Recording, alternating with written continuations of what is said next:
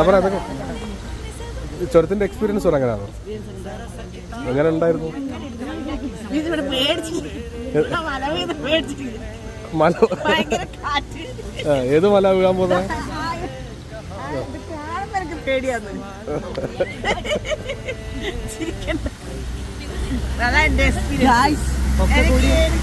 എന്റെ എക്സ്പീരിയൻസ് എന്താ, മല കാണുമ്പോൾ പേടിയാന്ന്. അതാ ഞാൻ പറയുന്നത്. വേഗം പോവാൻ വിടുന്നത്, പക്ഷെ ഇവര് വരുന്നില്ല. നിങ്ങളിങ്ങനെ പോന്നാ നമ്മള്